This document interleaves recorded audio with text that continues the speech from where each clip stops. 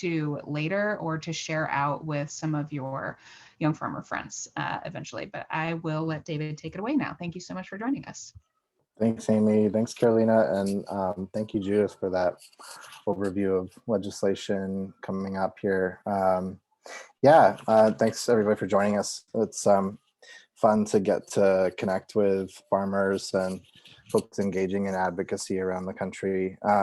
I am going to be kind of going through an overview of just what is policy and advocacy, kind of what to look for in policy, why we want to think about racial equity and policy, give some policy examples from state policies that we've worked on, talk a little bit about planning and taking action and getting involved in advocacy efforts.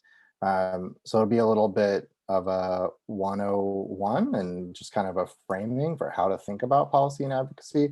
So hopefully that's what you're here for. And then we'll have some questions at the end. I'll try and do this, I think, in about 20 minutes. We're going, I think, until 9, is that right? So hopefully we'll have some time for some good Q&A at the end. That's 9 Eastern time. Don't worry. Oh, sorry. Yes, 9 Eastern. Yeah. All right. So let me go ahead and share my screen here.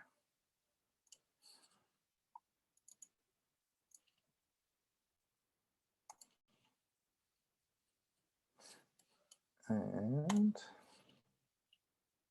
all right, can everybody see that? Cool. All right, I'll get right into it. Okay, yeah, so advocacy and policy, just want to kind of start with a little bit of orienting of what are these terms? What are we actually talking about here?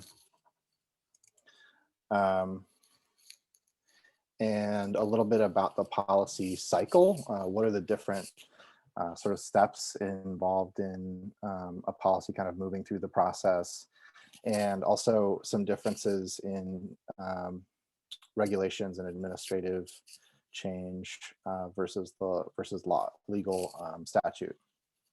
So advocacy is really just taking action to ask for change. Anytime that you are, telling your story and asking for something to change, whether that's at the local, county, state, federal level, you're engaging in advocacy. If you're speaking up for yourself, talking about a lived experience and asking for something to change, then that's advocacy. And for why farmers should engage in advocacy, for all the reasons that Judith was just getting into, right? If we want to build the world that we want to farm in, we need to advocate for that change because we're up against a lot of opposing forces sometimes. Sometimes interests align, but oftentimes they don't. And so we need to speak up and advocate for the change we know we need. And the most powerful tool that we have, as Judith pointed out, legislators want to hear from farmers. They want to hear from their constituents. They want to hear how issues are impacting you and your business, and your livelihood, your families. They'll talk to me, they'll talk to Judith, they'll hear us out.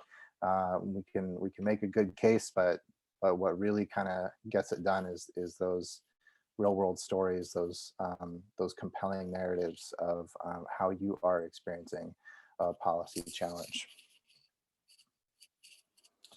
And the way I kind of think about policy is that, it's the rules of the game, right? These rules that can oppress, they can restrict, they can guide and inform, support, or even liberate people. And it's a set of values that is institutionalized, whether that's in the school board or county, land planning body, or city government, or the state legislature, or the ag department, right? The regulations and laws that exist are sort of very telling in terms of what the institutional values are of that organization.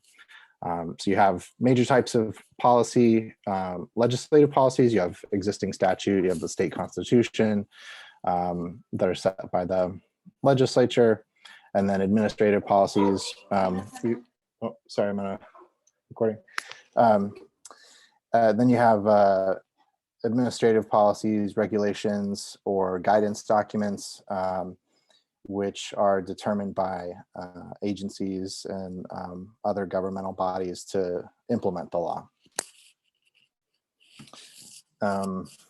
So let me talk a little bit about the policy cycle. This is a really cute little infographic that my friend and peer, Ariana Taylor Stanley, threw together for a presentation we did together a couple of years ago. And it's really helpful to just kind of visualize all the steps that you can engage in and that are relevant to the policy cycle.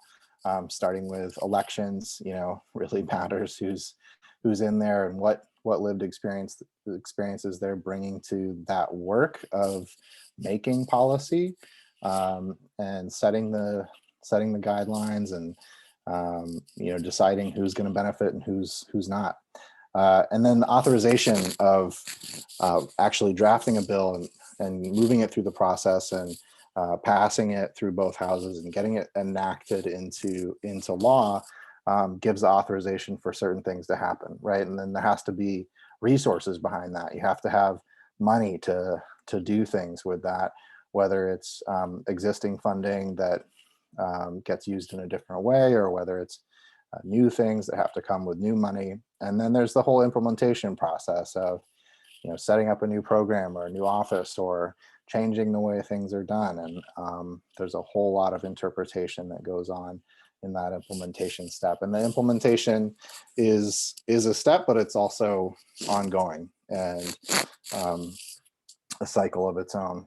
And then there has to be evaluation. That doesn't always happen, but there has to be an evaluation step to kind of see, as Judith was saying, that sometimes you have to do a cleanup bill to come back and fix something that isn't working right.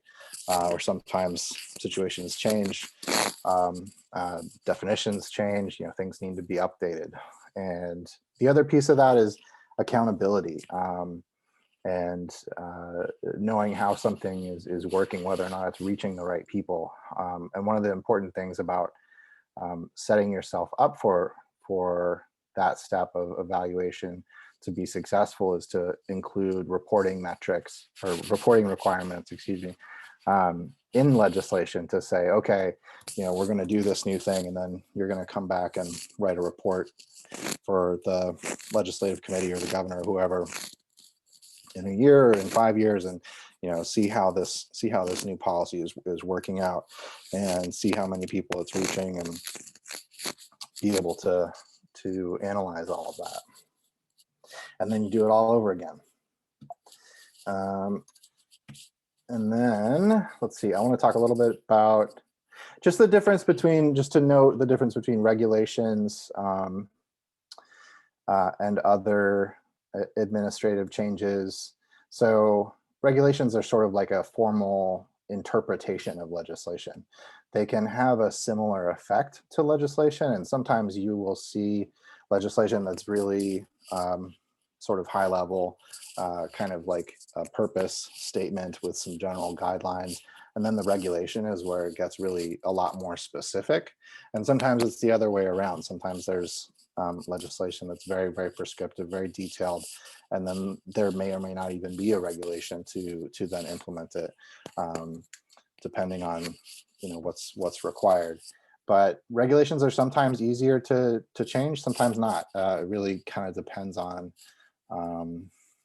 the structure of whatever agency you're dealing with, and power dynamics, and what the process was for putting those rules into effect in the first place.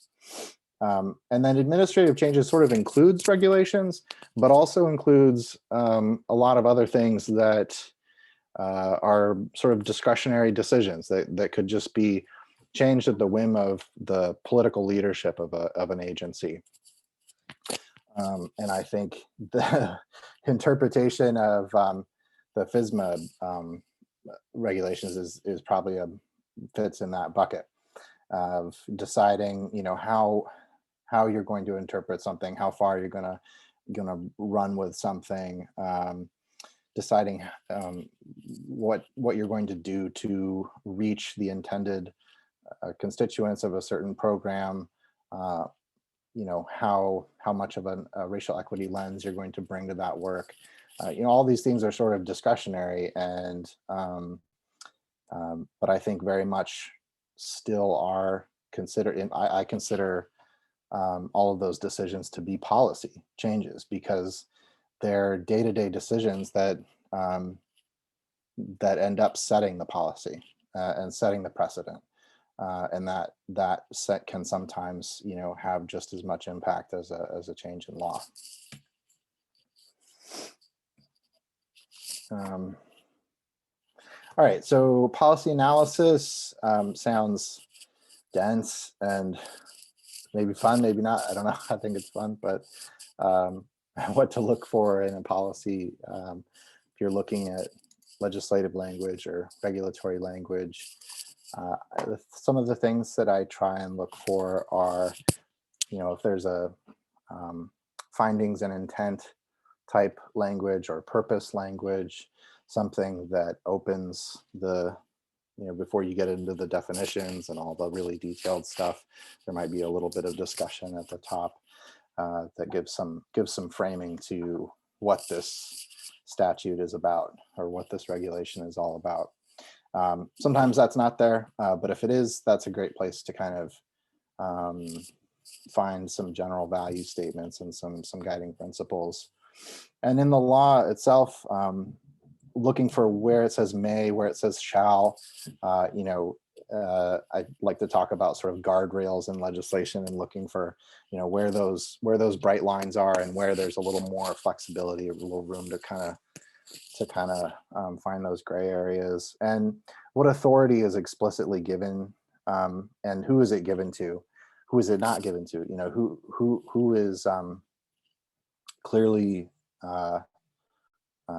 whose interests are clearly spoken to in the policy that you're reading, and whose interests, you know, maybe haven't been considered. Sometimes that's hard to figure out, but you know, you can do a lot of kind of reading between the lines, and there's a lot to discover there. Yeah, and just who's eligible to benefit and who's not eligible also is a really sort of key piece to look at. And then just remembering, you know, it's daunting to look at legislative language or regulatory language, but you know, it can all be changed, and sometimes that's really hard to do, and it takes a long time. But you know, that's okay. You have to just keep pushing, and you know, finding a way to frame your argument, a way to kind of zero in on what it is that you want to fix, and you know, find some stories that are really compelling to help you get it done.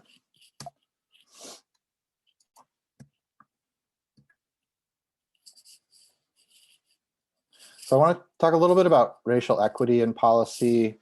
You know, the National Young Farmers Coalition, we have not always focused on racial equity. That's really been in the last year or two that we have really begun centering that in our work.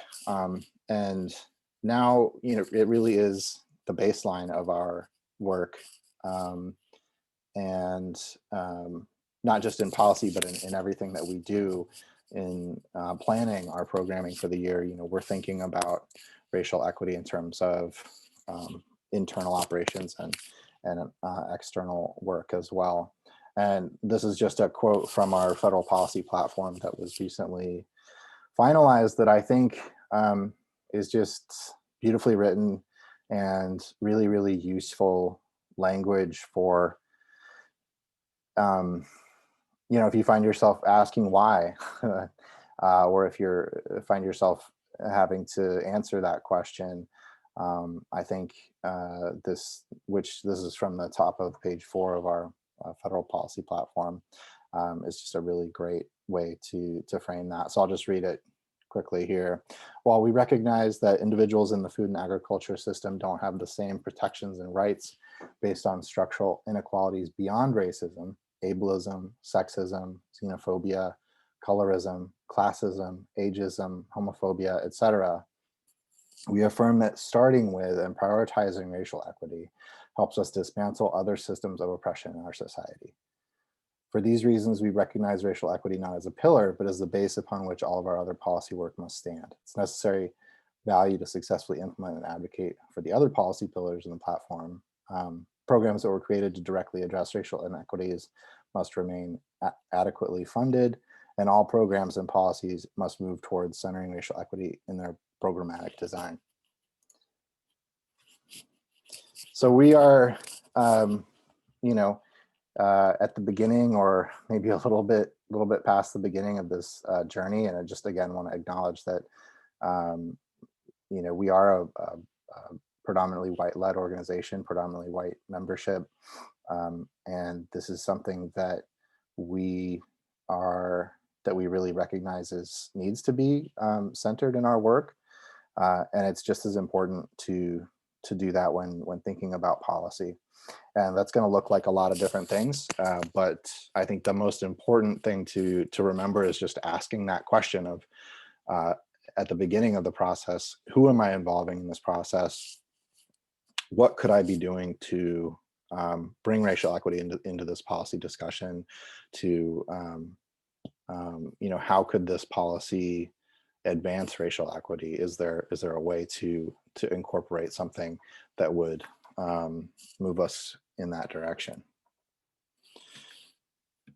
And then just a quick note about specificity. When talking about race in policy, you'll see a lot of different ways that policy refers to marginalized communities or underrepresented individuals or communities or inequities. And a few minutes ago, I was talking about the importance of reporting requirements and of transparency and accountability. And if you don't have some specific language around to describe the problem that you're trying to tackle in policy and the people who you are trying to serve, the things you're trying to advance or dismantle, then it's hard to measure that later. So I wanted to highlight some language from a letter from over 70 Black farmers, advocates, researchers, and organizations who wrote to Senator Elizabeth Warren's presidential campaign in August of 2019. One of the 4 key things that they were asking for in that letter in regard to Senator Warren's ag policy proposals was that programs to address racial disparities must be race specific. And a quick quote from that letter: while Black farmers often face many of the same challenges as other marginalized farmers, there are critical differences between different historically underserved communities. Treating all marginalized farmers as a homogeneous group ignores critical differences between us. And so I could talk for another 20 minutes about the historically or the socially disadvantaged definition and some issues with that, but it suffices to say that, when thinking about how to speak to racial inequities in those findings and intent language or purpose language or definitions, how you do that really matters and impacts accountability and transparency down the road. So a couple of quick policy examples here from New York. Working Farm Protection Act. This was a state bill that we passed in 2018. This bill made some subtle but important changes to the existing farmland protection statute in New York, which had been around since '92, I think, and would pull state money and money from other resources to support agricultural conservation easement projects, protecting land from development, making sure that land is ideally staying in farming, or at least not being developed into residential or commercial or industrial purposes. And traditional agricultural conservation easements have been hugely impactful, hugely important across the country in many communities for protecting farmland. But there's sort of a next evolution of that policy approach to consider, which not only protects the land, but protects the cost, the sale price of that land for keeps it affordable for farmers, excuse me, and also ensures that that it stays in farmer ownership. And so those additional restrictions have a cost associated with them, and prior to passing this bill, the state dollars were not allowed to support that type of easement, and so we passed a bill to incorporate that into the law.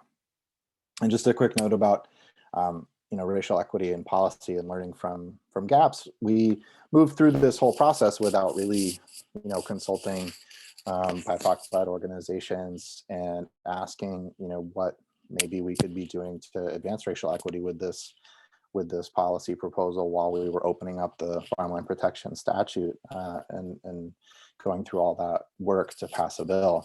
And I don't know what that would have looked like, but I think it's an important lesson just to acknowledge that we didn't take that step, and so that's a missed opportunity potentially in what else could have been included in that effort. And similarly with beginning farmer tax credits, this is an interesting policy proposal that basically incentivizes the sale or leasing of land or agricultural assets, other agricultural assets to beginning farmers. There's a program in Minnesota and there's a program now in Pennsylvania. We're involved in both of those programs getting started, but neither of them have any kind of racial equity component. So that's something that we are looking to improve upon with future iterations of that policy. And I'll just kind of move through this because I think we're running short on time. So I'll focus quickly here on power mapping. I want to make a point around this that this is a really important step. Power mapping basically just means identifying decision makers and others who can help or hurt your cause. But it's also an exercise. I have a typo there. An exercise in recognizing and owning your power. What I mean by that is just kind of looking around you, seeing who you have relationships with, who you're connected to, and recognizing that in having those new conversations about policy and having that next